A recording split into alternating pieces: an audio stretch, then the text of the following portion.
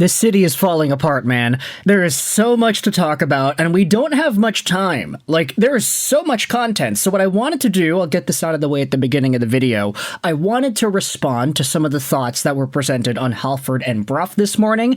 I also wanted to get into Gary Mason and Thomas Drance. Obviously, we all recognize that Gary Mason is the guy who ended up writing the Quinn Hughes trade feels inevitable article on the Globe and Mail, a piece that had a lot of Canucks fans worried, and some Canucks media worried as well. Gary Mason, if you didn't know, is generally seen by fans and media in this city as to being a guy who essentially is a mouthpiece for what Francesco Aquilini and ownership thinks about this hockey team and about the way the hockey team is reported on. That's not me confirming anything. That's just me sharing one of the sentiments that I think fans and media in this city tend to hold. Which is why you had Thomas Drance go out there and talk about this article saying that it's terrifying to read that apparently Canucks ownership thinks this particular way about their team, that, they were on the way to becoming a contender and they were ascending, and the JT Miller trade was the big turning point that caused everything to fall down. As if JT Miller isn't a 50-point pace player in New York who isn't really moving the needle all too much in 2025-2026. But we'll get into all that and more later. I wanted to start out this video commentary by talking about what Jason Brough went out there and said on Halford and Brough earlier this morning. He had some pretty harsh words onto the state of the Vancouver Canucks. These tweets are from Arpon on BC, so big shout out over to him.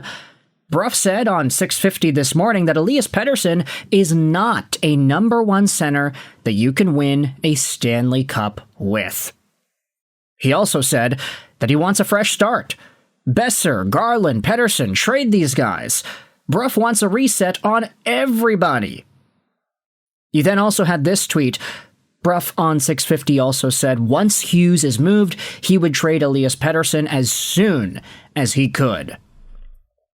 And from the perspective of totally tearing it down to the studs and starting anew, using whatever long-term future assets you can get in a Quinn Hughes trade, and combining it with a long vision, long-term plan of trading everybody else away and starting from the studs, I do think that if you wanted to build a full-on contender that can grow and prosper, develop in the ways that Colorado and Florida have, then I think that's the right way to go.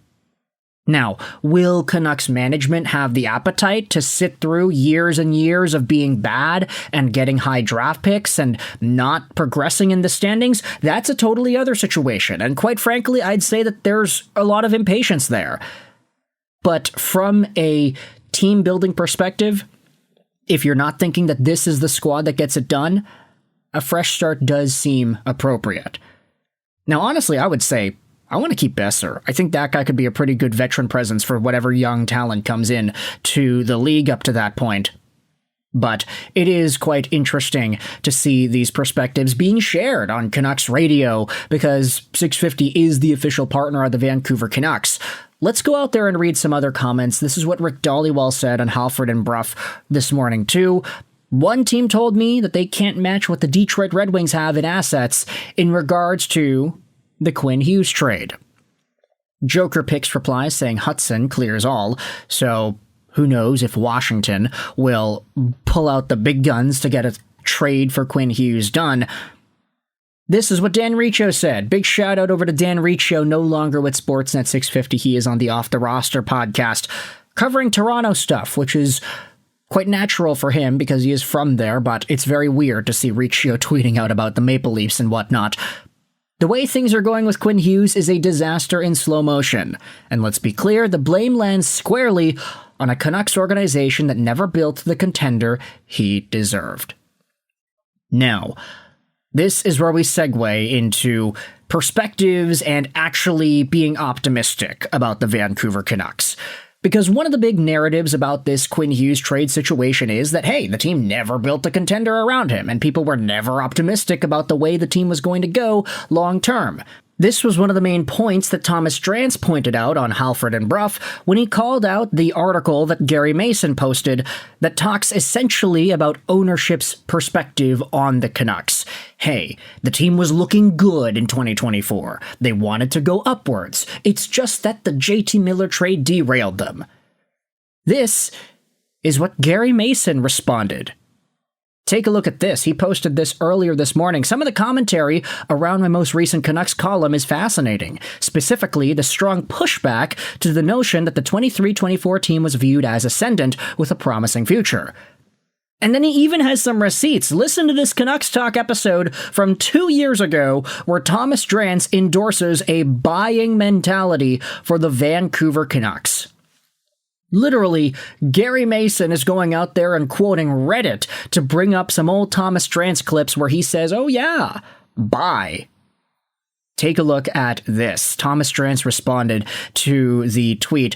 Go to the 16-minute mark, Gary, of this video, and you'll find the relevant analysis was, core pieces are getting pricey, Miller is old, the team is wildly healthy, the OEL buyout is coming, and this team isn't in a long window. Which is essentially meaning they're not a durably ascending team. Now, I said the 3 to 4 year window was a qualifier because I was reluctant to be too negative. The conversation environment around me at that juncture in the market and Vancouver's locker room was hostile. It's at best evidence of a moment where I should have stuck more rigidly to my guns, and I didn't. Like Canucks fans pointing to the Filip Hronek deal as a battle won, even as this organization keeps losing the war, you spotlighted a qualified moment that doesn't reflect a far larger body of work reflecting consistent criticism and skepticism of the Vancouver Canucks' short-term thinking and direction. Lastly, I was surprised when this team came apart so quickly last season, and I didn't expect a 32nd place team through 31 games this year. Hockey is difficult to predict, and I've been wrong plenty. My directional analysis that this isn't how cup teams are built, however, has been correct. So Thomas Drance is really pulling out the big guns here. And in fact, I'd say that a lot of this is pretty cohesive. That short-term gains and short-term successes can be seen as lucky. But at the time, and even though, at the time, there was still optimism because the team was doing very well, there were some warts still showing. And this was also expanded upon more by some other folks. Like this, for example. Here's a tweet from Taj earlier this afternoon. None of these comments about the Vancouver Canucks are a hindsight. People were saying at the time, that season in 23-24 was basically a fluke where everything went right. It was the perfect time to sell high and not double down on trying to get everybody back into the playoffs. He quote tweets his own tweet from May 21st, 2024. Basically, everything went right for the Canucks this season. Great health to the top skaters, top PDO. The majority of these guys were having career years with a bunch of contracts. None of these are repeatable. It's the perfect time to sell high on some players and revamp the roster instead of doubling down. This was a pretty common sentiment 2 seasons ago, and I do remember talking about stuff like this. I think my perspective on it was, hey, we are riding the high of the Canucks actually having a good season, and we want to see what's next for this organization. It was going to be hard to replicate, but I think there was optimism that, yeah, if we can just keep a lot of the same guys together and they can improve, then maybe there's a chance that the Canucks can also have a good 24-25. But we all know that didn't end up happening. And now, a lot of the true potentials of these guys are showing on the ice, where Elias Pettersson isn't really all too healthy, Demko isn't healthy either, JT in New York is doing pretty poorly, Brock Besser and Jake DeBrusk are super streaky, and Evander Kane was relied upon to be the new savior for the franchise. Now, Gary Mason, going back over to him, he did respond to one of those Thomas Drance tweets that talked about the Filip Hronek deal as a battle won. Mason's final thing here says, the broader point I'm making is that many hockey pundits were high on the team back in 2024, and we're talking about things like a Stanley Cup. That's all I was saying. To suggest that wasn't how the Canucks were viewed by influential voices in the market is simply not true.